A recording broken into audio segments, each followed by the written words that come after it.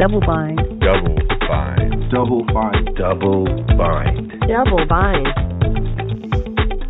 Welcome back, ladies and gentlemen, to another episode of the Double Bind. Damned if you do, damned if you don't. Welcome to the state of blackness in the world.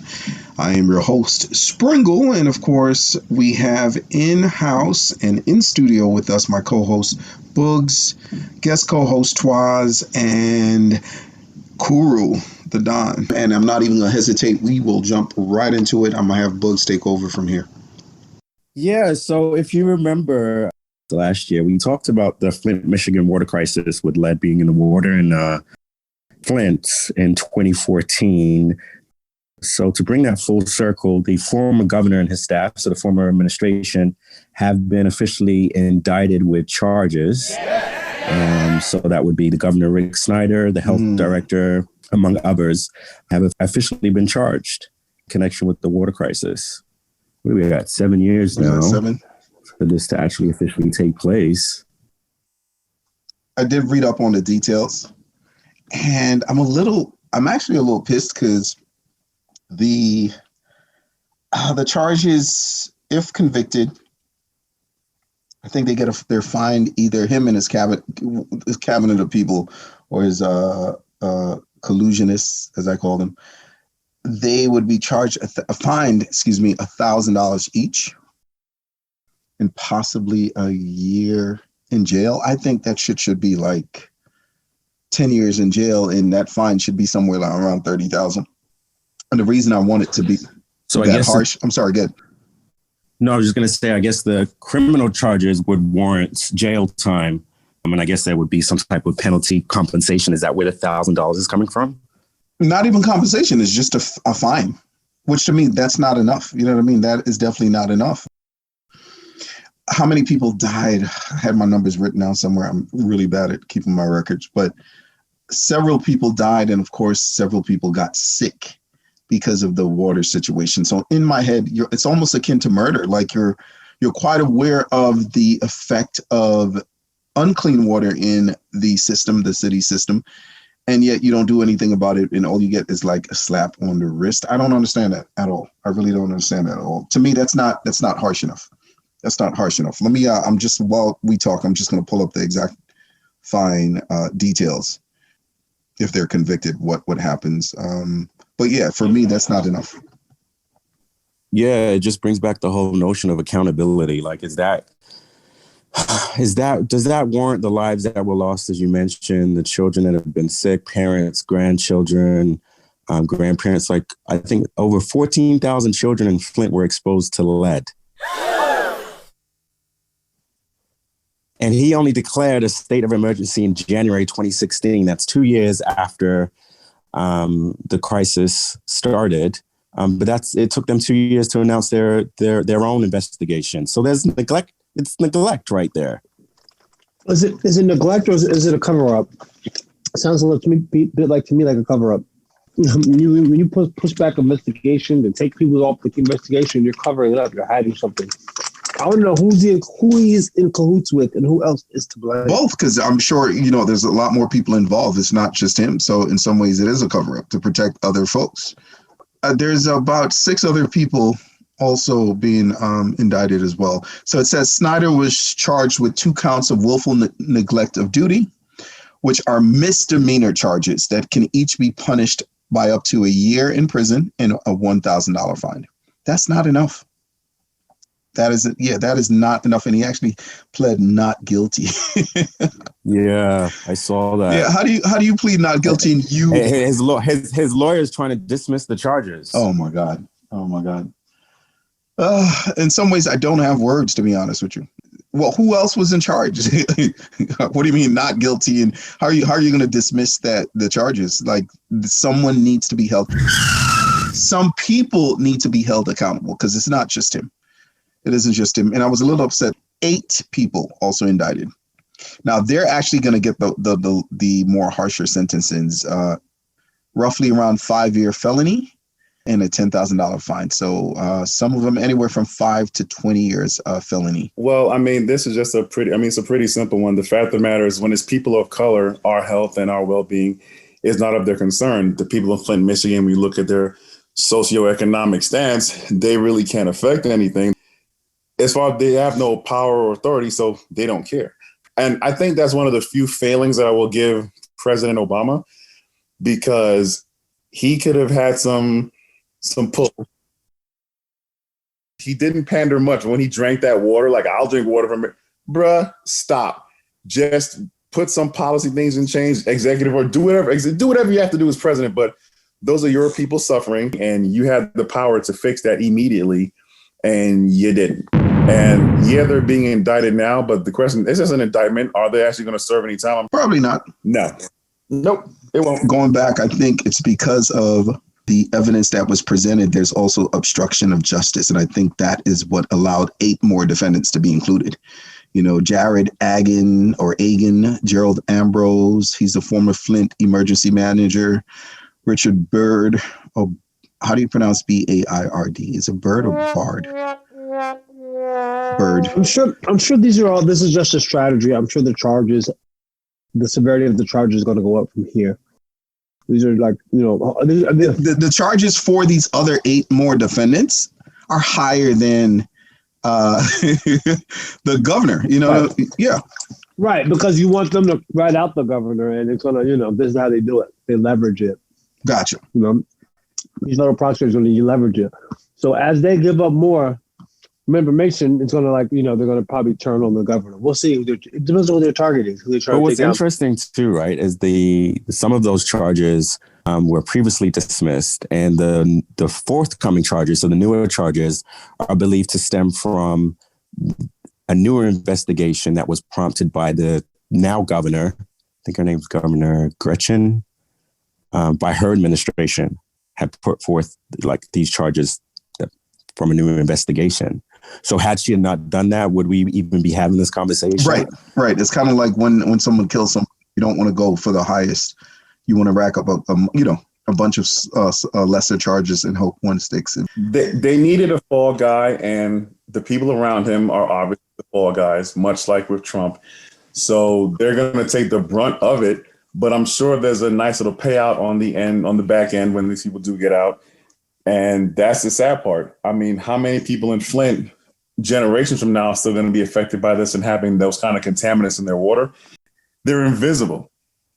And for politicians, to people in elected office, they're invisible because they have no money, they have no power. And if for a second, it could just stop and aim our energy at those who are on a daily basis trying to harm us and do detrimental things to us. If only we knew how much power we really had, but yeah. When there are convictions and sentencing. So yeah, you got convicted. I also want to see what your sentence is, because these judges, a lot of these judges, Republican, a lot of these judges, old white men, they're not going to put other white men in prison, because that's not what prison is for. Prison for people of color, so we can have a different form of slavery still instituted in this country. But that in itself is another phone call. And then also, Khuru, Rick Snyder, they're charging him with just a misdemeanor charge, which can be, punishable up to a year in prison and a $1,000 fine. This man probably has a suit that costs more than $1,000. You know what I mean? Like, that's not enough. Mind you, his administration, they are facing charges that can lead up to anywhere between 5 years to 20 years in prison, and from anywhere from $10,000 upwards, in terms of fines. So Twaz, do you have any other additional thoughts that you want to share on? I have nothing. I have nothing else to add to the water. No pun intended. He's a secret Republican. Okay, well, yeah. It ain't no secret. Just thinking along the line. Well, it's not a secret. No. Wait, are you really a Republican? Yeah. How did you vote in the last election, Twaz? I voted for Hillary. I wrote her name in the ballot box. In the last election, you voted for Hillary. and the last election, I voted for Hillary and Bill. I said, put him back in. They do. Okay, but moving along the lines of like governments and scandals and deceits. Did everyone get a chance to watch the Crack documentary on Netflix? Yes. I did. Loved it. I did too. I really enjoyed. I learned a lot from watching that. And again, like I said, along the lines of scandals and Ronald Reagan and what he did.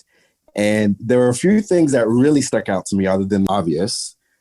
The first thing was the slogan, "Make America Great Again." Yeah, that was really like a moment for me where I was thinking, okay, so this is what Donald Trump literally stole this slogan from this man. Yeah. Yep. And then another one was "Say No to Drugs," Nancy's campaign, which was reminiscent of Melania's "Be Best." And my thinking was, okay, so here you have Nancy Reagan out here saying, say no to drugs to children, particularly Black children. And her husband is in bed with the drugs, bringing those drugs in, sanctioning those drugs to come into the country. But yet she's telling our children to say no to the very thing that our husband is bringing in. Isn't it brilliant? It's like House of Cards. I'm very House of Cards. The second thing that really stood out to me was, well, that, and then Melania taking "Be Best," like the whole anti-bullying campaign, when she's sleeping with a bully. Is she sleeping? Is she sleeping with him though? No. She's in bed with a bully. No. So for people like Neil and I who grew up in New York and, especially growing up in the 80s in New York, like when I tell people when they see the movie New Jack City, I'm like, you have to understand, I lived that. Y'all just saw a movie. I literally saw New York change. I saw Brooklyn change. And I saw, people that I knew, kids getting killed. I didn't understand the true nuances of what was going on with Reagan and whatnot. So it's only as an adult when I've done my research on this kind of stuff. So when I saw the movie, when I saw the documentary, nothing surprised me. A lot of stuff I already knew. So it's just like, oh, okay, yeah. That's hopefully somebody else can watch it and understand. When you say, oh, why didn't they just get up by their bootstraps? I'm like, you guys did this to our community on purpose. And you knew exactly what you were doing and why.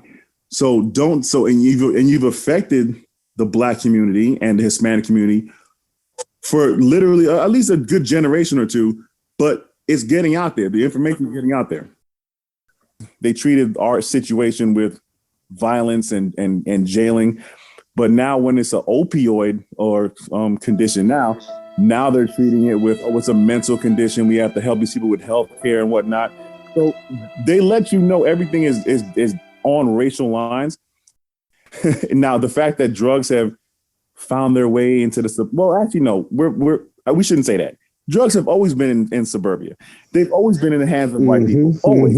They are the minority, the majority. Remember, there's a point in the documentary where they talked about people being incarcerated for drug use and drug possession. And they said not one Caucasian person between the 1984 to 1986 was arrested for crack. Nope. That blew my mind. Not one. Yeah, and then when they further highlighted the statistics with, I think it was, let's say the late 80s, you had 300,000 people in jail. And then from the late 80s to 94, there was an increase of 707%. Yeah, I mean, it was almost a, I don't want to, what's the opposite of culling? Culling is to cut away.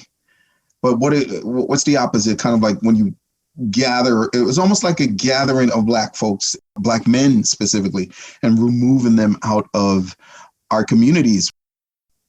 Another point in the OK Corral. A corral, yes, it was a corralling of Black men. Thank you. That's the word I was looking for. Listen, because they couldn't legally have slavery anymore because it was out, it was outlawed. So they just changed the form of it. They just changed the face of it. Mm-hmm. And the fact that, because they said in the documentary too, when industrial prisons started being built, not government prisons, when privately prisons, for money prisons, of course. And all these judges were on the take as well. There've been numerous cases where they had these judges giving young kids and people of color way more time than they deserved for the actual crime or the offense, because it is all a game. It's meant to keep our community down. Does everybody know who Marjorie or whatever her name is Green, she's a House representative. Have you heard her? She's in Georgia. She's a House representative from Georgia. That dumb Is that the one that bitch. wanted to bring her gun to the Senate floor? Yes, that's also the one that has an article of impeachment against Biden, even though he's only been in for Yes, she actually put it forward. She's also been suspended from Twitter. Right, because she was saying if black people just get out of gangs and stop using drugs, and she was dead serious. And I'm like, if you think like that, the sad part is, one, the people who voted for her think like that.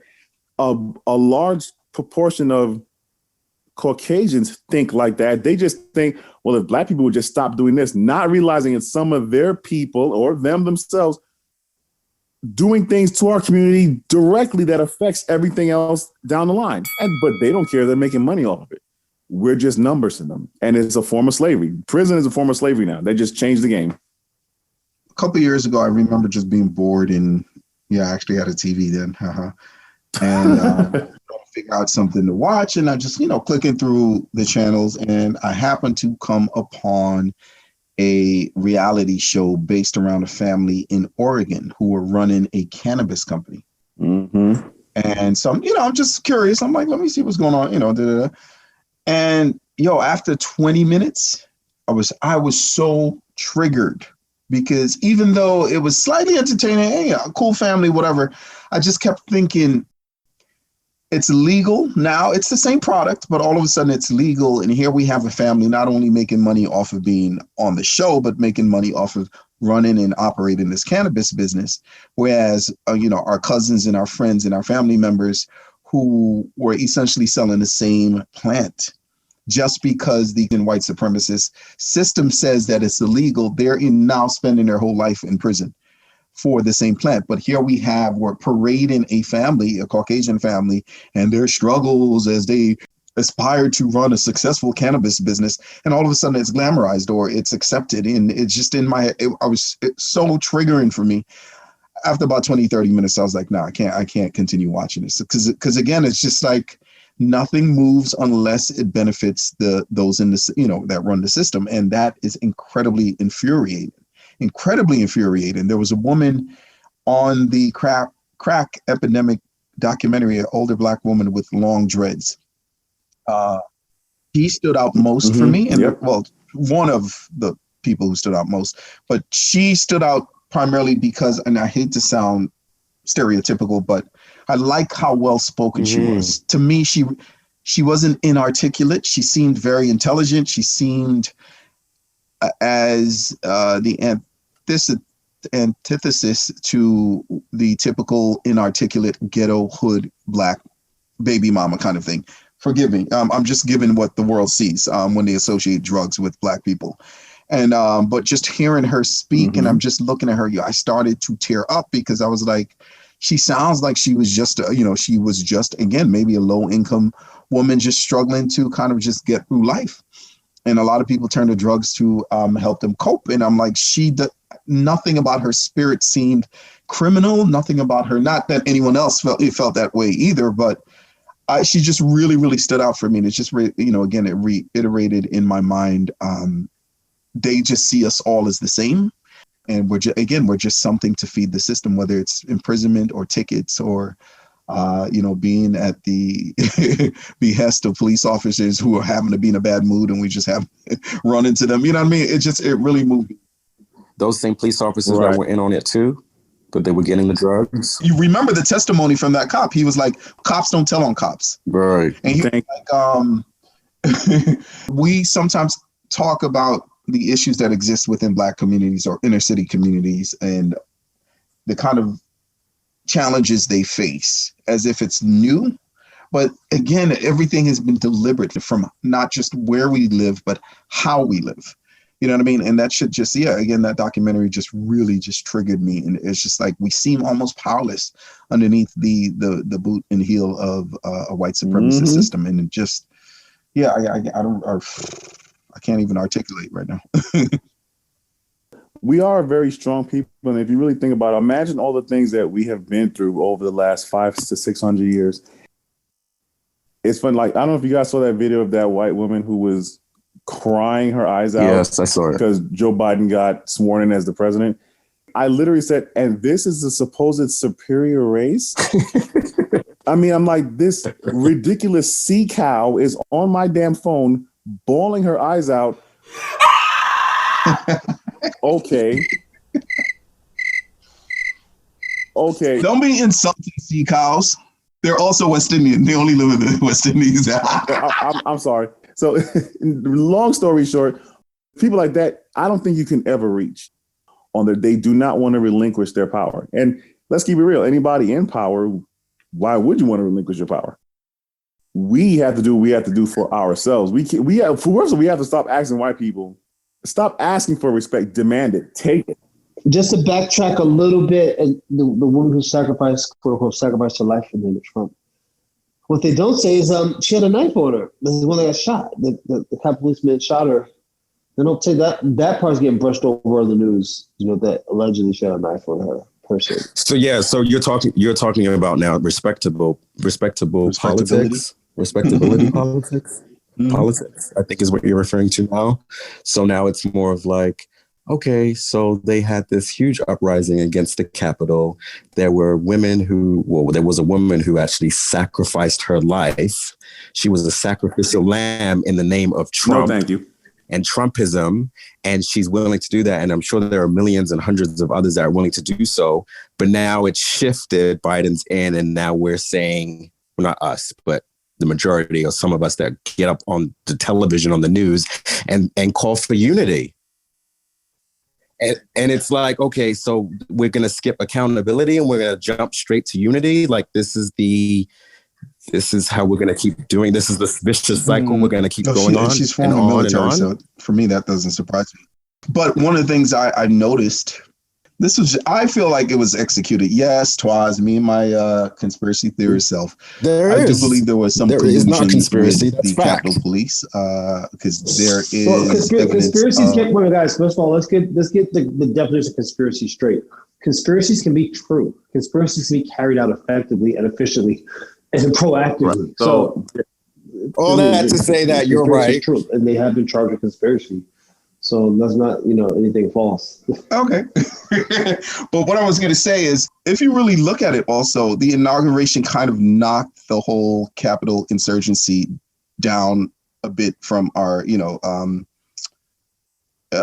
the state of our minds, like we're not really thinking about it as much. And if you really pay attention, it's almost being brushed away quickly and quietly. We're still dealing with identifying with a lot of these people, but I don't think the attention it deserves, it's not going to. I don't think it's being brushed away. It may have taken a back seat because Joe Biden is being inaugurated and he's signing a number of executive orders to in place. He wants the focus to be on COVID, which is a health crisis for everyone right now, and to bring America back to, an economic strength. But I mean, they've said in February they are going to process or proceed in the Senate to put Trump on trial for insurrection and impeach him. So I don't think it's going to be brushed away. I don't think it's going to be swept. It's still in the news. It's not as heavy as it was on January 6th or the week after. And the inauguration took place, so quickly thereafter. So it's hard to keep that on the forefront when you have, a huge event happening, right? So I think we have to keep that in perspective when we're discussing this. I will say this. First, there is no unity without accountability. And it's not just Trump. It's Cruz. It's Haley. It's McConnell. It's Miss Lindsey Graham. It's all of them. Yes, I said Miss Lindsey Graham. I know what I said. I was just about to say, did you just say Miss Lindsey Graham, who has a roommate and no children and his roommate's a male? Sorry. Oh. It just hit me who you're talking about. Right. So the reality, once again, these people, they know exactly what they're doing. And now that young lady, Ashley, Miss Ashley, you died, but I'm sorry. That is the clear example of your white privilege wrote a check that your body could not cash. Because Black people, I know when we see a gun aimed at us, we're doing everything else but running towards it. She thought that, I'm white and I'm going to climb through this door, even though the gun's aimed right at me and there's no way she didn't see it.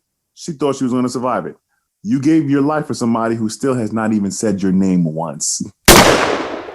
He didn't say your name that day, the day after. Now that he doesn't have a platform to say it, but he wasn't going to say it anyway. You don't matter to him. None of y'all do. I know Trump is pissed right now. He can't get on social media and rant.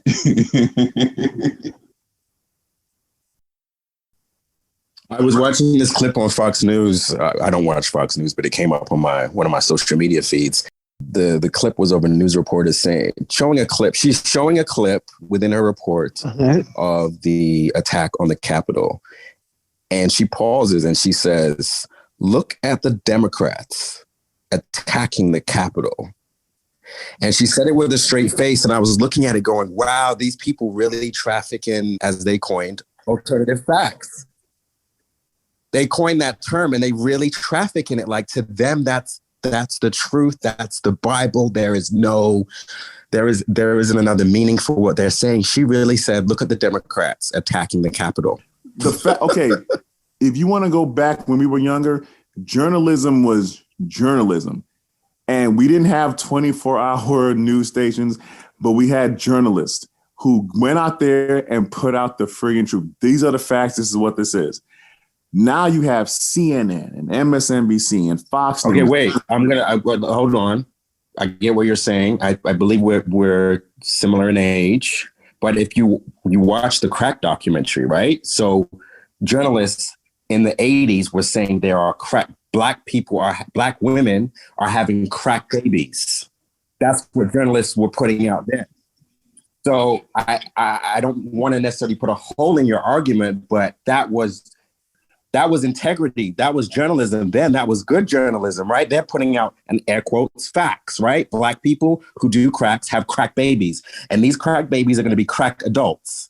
So is journalism, has it always been factual? Has it really changed? Or has it just evolved? It's been indicated that within the Republican Party, there's almost a split between two factions. Some people who are a bit more conservative, and then the Trumpettes, Trumpites, or whatever, Trumpers, or whatever Trumpians, I don't know. But the Trump folks, and they said moving forward, it's probably that sort of divide will probably grow even more.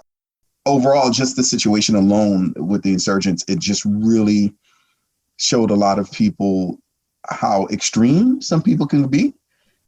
Well, yeah, that too. And also, what's interesting to me too, because even after they had the mass attack on the Capitol, so a week after, and they ran the polls, for Trump, for Biden, and 40% of Republicans still supported Trump. So at one part, looking at that poll, I'm looking at those numbers, and I'm a little bit flabbergasted. But then on the second point in my head, I'm thinking, well, that 40%, they don't care as long as there is a beacon of hope for white supremacy to continue to reign. That's that 40%. It doesn't matter. They are voting based on white supremacy. And there's nothing that anyone can do to change that. So shifting the narrative, shifting America to be, inclusive for all and unity and accountability, like they don't care. It's got to be white supremacy. That's the 40%. That's the body of the country. I think the last thing you said was hit the nail on the head. And that's all I'm going to say about that. Woo! Well, on that note, thank you, Khuru. Thank you, Boogs. And thank you, Twaz. Yeah, I think we're going to wrap it up because it's going to be a little shorter because we're pressed for time today. But thank you, gentlemen. Thank you for tuning in. You can find us on Facebook, Instagram, Twitter, YouTube, and now Clubhouse, as well as all major streaming platforms. Don't forget to hit like, share, and subscribe. And we'd love to hear from you, so leave us a comment.